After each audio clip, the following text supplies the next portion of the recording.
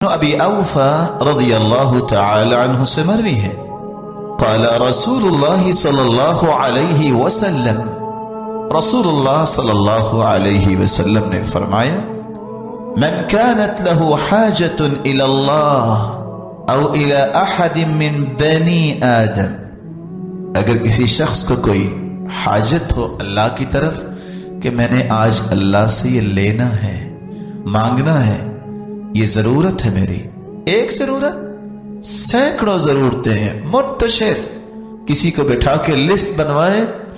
لسٹیں ختم ہو جائیں گی، خواہشیں ختم نہیں ہوں گی۔ لیکن اگر سب کو پورا کروانا چاہو اللہ سے یا اللہ کے کسی بندے سے، فَلْيَتَوَضَّأْ، وضو کیجیے، فَلْيُحْسِنِ الْوُضُوءَ، وضو کو خوبصورت بنائیے، ثُمَّ لِيُصَلِّ رَكْعَتَيْن، پھر 2 رکعتیں پڑھیے، ثُمَّ لِيُثْنِ عَلَى اللَّهِ، پھر اللہ کی تعریف کیجیے، وَلِيُصَلِّ عَلَى النَّبِيِّ، اور رسول اللہ صلی اللہ علیہ وسلم پر درود پڑھے، ثُمَّ لِيَقُلْ، پھر یہ کلمات کہے، لا الہ الا اللہ الحلیم الکریم، سبحان اللہ رب العرش العظیم، الحمد للہ رب العالمین، اسألک موجبات رحمتک وعزائم مغفرتک والغنیمة من كل بر والسلامة من كل إثم،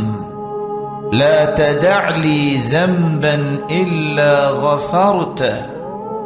ولا هما إلا فرجته ولا حاجة هي لك رضا إلا قضيتها يا أرحم الراحمين۔ جامع ترمذی کی یہ روایت ہے اور ابن ماجہ کی روایت کی الفاظ بھی ہیں، ثم يسأل من أمر الدنيا والآخرة ما شاء فإنه يقدر، دنیا کی کوئی چیز مانگے، آخرت کی کوئی چیز مانگے، ما شاء، خوش ہو جائے، اللہ تعالیٰ فوراً اسے عطا کر دے۔